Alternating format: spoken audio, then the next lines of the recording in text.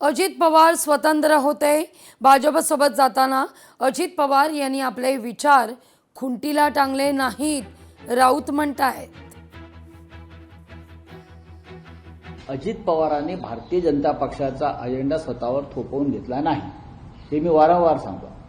अजित पवार हे शरद पवार साहेबांप्रमाणे शाहू फुले आंबेडकर यशवंतराव चव्हाण बरं यांच्या विचारधारेला मानणारे राजकीय नेते होते आणि भारतीय जनता पक्षाबरोबर गेले तरी त्यांनी एकनाथ शिंदेप्रमाणे स्वतःचा विचार खुंटीला टांगून ठेवला नव्हता। ते स्वतःच्या विचारानेच काम करत होते। कोल्हापूर महानगरपालिकेच्या निवडणुकीत महायुतीनं निर्विवाद वर्चस्व मिळवल्यानंतर आता येत्या 6 फेब्रुवारीला नव्या महापौराची निवड होणार आहे। याच पार्श्वभूमीवर गेले अनेक दिवस बंद असलेलं महापौरांचं दालन आणि राजश्री छत्रपती शाहू सभागृह याचं काम अंतिम टप्प्यात आलंय। आढावा घेतला आपले प्रतिनिधी सतेज औंधकर यांनी।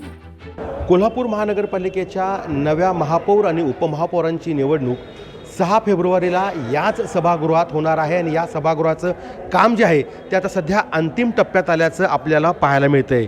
राजश्री छत्रपती शाहू सभागृह आहे, महापालिकेच्या इमारतीत हे सभागृह आहे आणि या ठिकाणी आपण पाहतोय की जे बेंच आहेत त्यांना कलर काम केलेलं आहे। आणखीन काही उर्वरित काम जे आहे ते या ठिकाणी सुरू होताना आपल्याला पाहायला मिळतंय। खरं तर हा संपूर्ण भाग आहे तो रिनोव्हेट केलेला आहे।